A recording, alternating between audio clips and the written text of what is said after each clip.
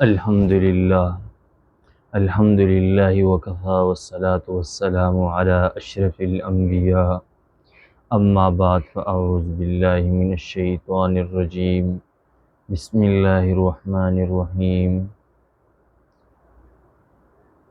لن ینال اللہ لحومها ولا دماؤها صدق اللہ العظیم۔ میری واجب الاحترام قابل صدر اکرام اور معزز سامعین اکرام، آج ہم آپ کے سامنے وہ مسائل ذکر کریں گے کہ بعض لوگوں کو اس میں شبہ ہے کہ آیا کہ بھینس کی قربانی ہوتی ہے یا نہیں ہے۔ اس میں سے بعض وہ حضرات بھی ہے جو کہتے ہیں کہ بھینس کی قربانی نہیں ہے۔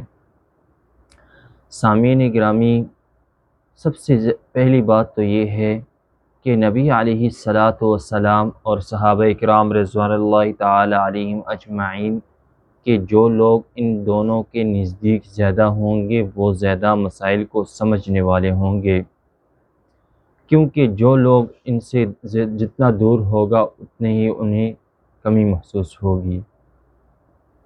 سامعین گرامی، آج میں اس شخصیت کے آپ کے سامنے ذکر کروں گا جس کا نام ہے حسن بصری رحمۃ اللہ تعالی علیہ، اور یہ تابعین میں سے ہیں اور یہ بہت بڑے تابعی ہیں، اور ان کا بہت زیادہ صحابہ اکرام رضوان اللہ تعالی علیہم اجمعین سے ملاقاتیں ہوئی۔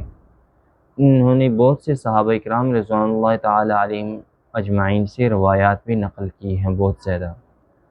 حضرت حسن بصری رحمۃ اللہ علیہ کیا فرماتے ہیں کہ بھینس جو ہے یہ گائے کے ایک قسم میں سے ایک قسم ہے۔ جس طرح کہ بھینس کی قربانی جائز ہے، اس کا دودھ حلال ہے، اس کا گوشت حلال ہے، اس پر قربانی جائز ہے، اسی طرح بھینس کی بھی قربانی جائز ہے۔ اگر جائز نہ ہوتی تو اس کا دودھ بھی جائز نہ ہوتا۔ بعض کہتے ہیں کہ اس کی قربانی حلال نہیں ہے، اس کا گوشت کیسے حلال ہوا؟ اس کا جو دودھ ہے پوری سال آپ پیتے ہو، اس کا دودھ کیسے حلال ہوا؟ وہاں پر کہتے ہیں کہ حلال ہے، یہاں پر کہتے ہیں کہ اس پر قربانی نہیں ہوتی۔ حرام چیزوں پر قربانی نہیں ہے، یہ بات سمجھیے۔ اگر دودھ حلال ہے، گوشت حلال ہے، تو اسی طرح اس پر قربانی بھی جائز ہے۔ سامعین گرامی، بھینس جو ہے یہ گائے کی ایک قسم میں سے ایک قسم ہے اور اس پر قربانی جائز ہے۔ اکثر مذاہب ہے کہ جو امام ہے وہ 4 ہیں، اور 4 اس بات پر متفق ہے۔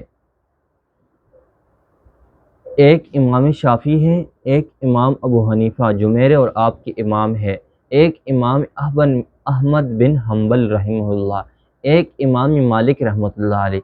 یہ چاروں اس بات پر متفق ہیں کہ بھینس پر قربانی جائز ہے۔ ہاں، بعض مسائل ایسے ہیں جن کے اندر اختلاف ہے، سمجھائی؟ ایک امام کی نزدیک ایک طرح، دوسرے امام کی نزدیک دوسری طرح، وہ اختلاف اپنی جگہ، لیکن جو بھینس کی قربانی کا مسئلہ ہے اس پر سب متفق ہے کہ اس کی قربانی جائز ہے، سمجھائی؟ اور ہماری نزدیک بھی جائز ہے اور کرنی چاہیے۔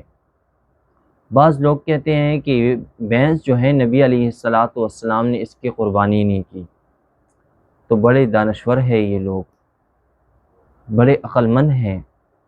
ٹھیک ہے جی، یہ بات میں بھی مانتا ہوں کہ نبی علیہ الصلاۃ والسلام نے بھینس کی قربانی کبھی نہیں کی۔ وجہ کیا ہے؟ وجہ ذکر نہیں کرتے، صرف جز بیان کرتے ہیں، کل نہیں بیان کرتے۔ ذرا آگے قائد کی بنیاد پر جائیں کہ نبی علیہ الصلاۃ والسلام کے جو زمانہ تھا عرب میں بھینس تھی یا نہیں، یہ بات آپ کو نہیں بتائیں۔ کیوں؟ یہاں سے یہ بات چوری کریں گے، جس طرح کہ اصول کافی کے روایات میں بھی ہے، لا دین لمن لا تقیۃ لہ۔ سمجھ آئیے؟ سمجھنے والے سمجھ جائیں گے۔ تو یہ چھوٹے سے پوائنٹ کو لیتے ہیں اور کل کو چھوڑ دیتے ہیں، حالانکہ یہ 5 انگلیاں ہیں، یہ ایک کو نہ لے، 5 کو دیکھیں آپ۔ نبی علیہ الصلاۃ والسلام نے بھینس کی قربانی نہیں کی، اس بات پر میں بھی متفق ہوں، لیکن نبی علیہ الصلاۃ والسلام نے دمبے کی قربانی کی، آپ بھی کرو۔ نبی علیہ الصلاۃ والسلام نے اونٹ کی قربانی کی، آپ کیوں نہیں کرتے ہیں؟ 20-25 ہزار روپے کا بکرا لے لیا اور جان چھڑا دی۔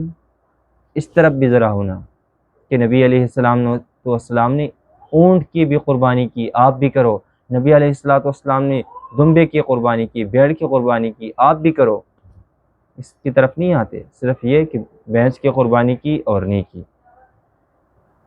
جس طرح کہ گائے کی قربانی دلائل سے ثابت ہے، اسی طرح بھینس کی قربانی بھی دلائل سے ثابت ہے۔ سامعین گرامی، اس میں کسی امام کا اختلاف نہیں ہے۔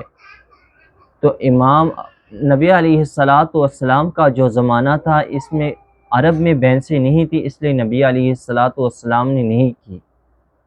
اگر ہوتی نبی علیہ السلام جس طرح کہ گائے کے بارے میں فرمایا کہ اس کے اندر 7 آدمی شریک ہو سکتے ہیں، تو اس پر یہ بھی قیاس ہے۔ سمجھ آئی؟ لیکن یہ سمجھنے والے کو سمجھ آئے گی، اور عقل مند اور دانشوروں کو سمجھ آئی میری بات؟